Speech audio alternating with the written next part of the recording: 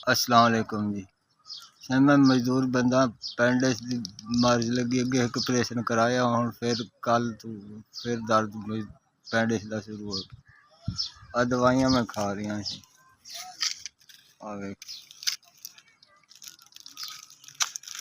हस्पताल गया सी ते उन्होंने पेंडिस दा फिर परसों आवन दा कहा जी।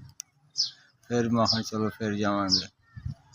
दो बच्चे ने सही गरीब आदमी आ। सुबह मैनू नाल दा मसाया चुक के लै गया क्वार्टर मुंशी म्यों हस्पताल है। उन्हें दवाई शवाई लाई दी मैनू सारी। माड़ा बंदा काम तो रह गया सही। मैं गुजारा ही नहीं हो रही। अब बच्चे कितों खाएंगे। मैं माड़ा मजदूर बंदा सी ते बहुत कमज़ोर हो गया जी। बड़ी मेहरबानी कोई मदद साड़ी करो जी। परसों जी मियों हस्पताल वाले ने बुलाया। मेरे को पैसे नहीं, मैं दवाई अगे किसी बंदे ने मैंने लै के दी जी। मेरी मदद करो, मैं ठीक हो के अपने बच्चों की रोटी जोगा तुहानू जिंदगी भर दुआ करांगा।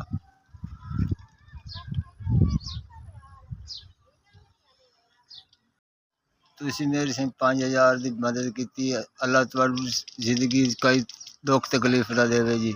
अल्लाह तुहानू तरक्कियां कामयाबियां देवे। तुहाडी मंजिल मकसूद सुखा ते सफाया रखे जी। अल्लाह तुहानू सलामत रखे ते गरीबां नू वंडदे रहो जी। दुआवां लैंदे रहो जी।